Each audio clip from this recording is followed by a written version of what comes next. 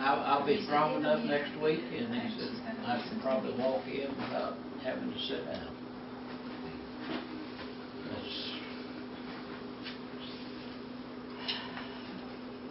But he's celebrating in the greatest cathedral there is right now. So that's a good thing. For him. So you got in a sense he might have been a good guy? Sounds like he's a pretty good guy. Yeah, I thought you might get that sense. But he was very humble and very simple, but at the same time, it's just like he affected so many people just from the simplicity. He told me all my life, he said, it's better to pray for wisdom than for wealth. Yeah. And it's like, I think he had done that because he was so wise. I mean, you know, a lot of people would say 11th grade education, but man, the wisdom of the world was in that man. Did you ever hear of Dr. Laverne Long that taught at MCC? No, good. Well, she was actually the president of MCC. Yeah. She was? Mm-hmm.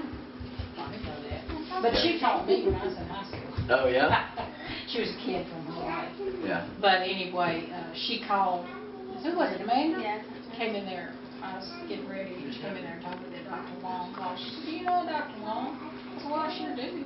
Anyway, she was telling him that she always bought veggies from Popo at the market, and said he taught me how to preserve onions. Yeah. And said, I still got some of his onions right now. I was going to say, she came and she would only buy from Daddy. Yeah. And she and Daddy would just have a conversation about how to pickle squash or how to, preserve onions or whatever. And she just loved him. And she had a doctorate, had run a university, and he had a great education. But you couldn't tell. They would just talk about the veggies or Well, whatever. this is what I think one of the saddest things about Daddy's passing. The art of doing things like canning and preserving, pickling, Pickles. Oh my gosh. all that, making fruitcake. He made All these fruit things. years and gave it to Oh yeah, gave it to his him. favorite people. Yeah. Like his brothers. He had a list of about 50 by the started with 5 the first year. Mind you, this is the good Baptist who did use just a touch of brandy in those, Yeah. in those fruitcake. One of the stories he used to tell about the market was With potato too? he always had a lot of cantaloupes out there. Remember you made those potatoes?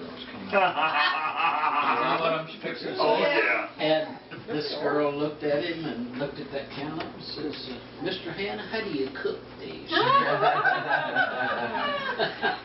And what did he say? He said something like, He didn't know about. he said something like, I don't know if you need to have these, well, I need to walk down to the other end of the...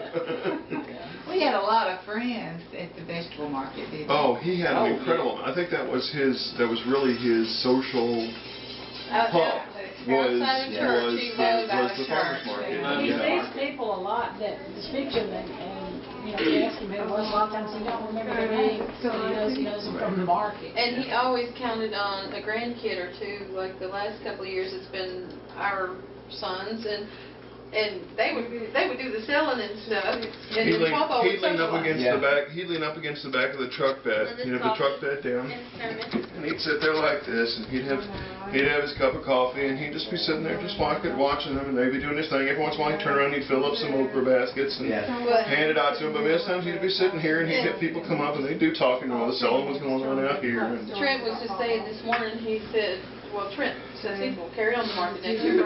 He said Papa would have produce out there, and he'd have it marked one price like pecans. He said it'd say $8 bigger than life on those pecans.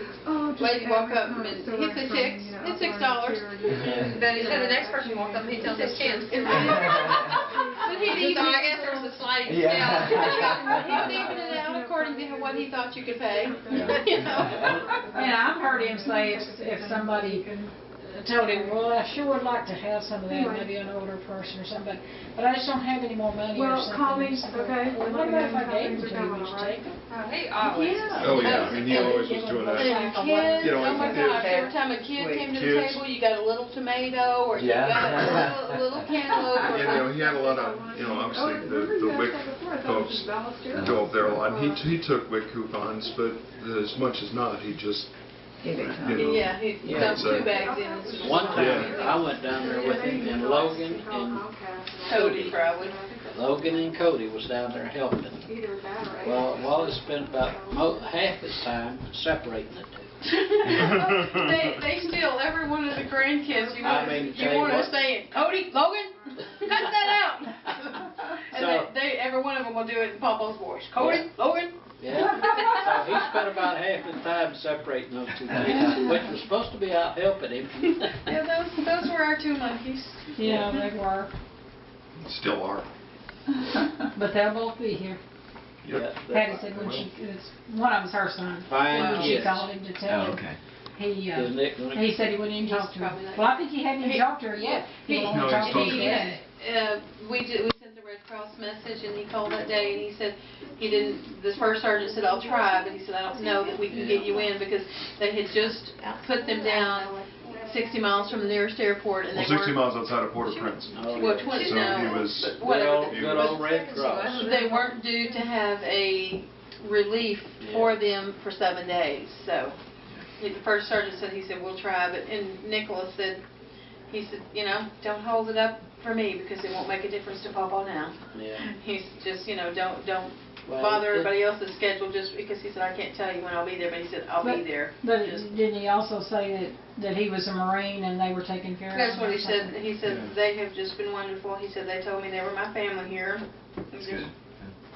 But see, he just went in this summer. Right, yeah. So he's new. Mm-hmm. He Yeah. wanted to go over there, but he was really afraid. Well, Because he he- didn't know what was going to He happen. was so afraid he was going to have to shoot somebody. He's like, "I don't have to shoot people just because they're hungry, Mom." That's like, Well, I think over their heads, Nick. Shoot one over of the their heads. highlights of his life the last 10 years is going to seeing Nick graduate. Oh, he, Yeah, yeah. we took him down. Marine We took him Corps. down to Paris Island, South Carolina. for He this. told me, he said, Yeah. I'm ready to join up. That's what he told Nick's Said drill that, "You instructor reckon that it'll take day. 80 Said, year-olds?" I'm They won't. Yeah, I think he really enjoyed that. I think He he felt did. young again. He did Yeah. tell the drill instructor that day, he said, "Man, you got one." He said, "You want to take me?" Okay. Well, going to the fields with the grandkids in a cart or on his back, or, you know, to me, that's such a picture. Oh, Well, the yeah. field was his sanctuary, it was his, Yeah. it was his everything. And he loved it when a grandkid would go with him. I mean, and he might not say anything to those kids for the first hour they were down there, but they all loved to be. Yeah. And then if you just ask a question, he would tell you stories about home forever. While Well, they probably know more than I do about That's what I feel like.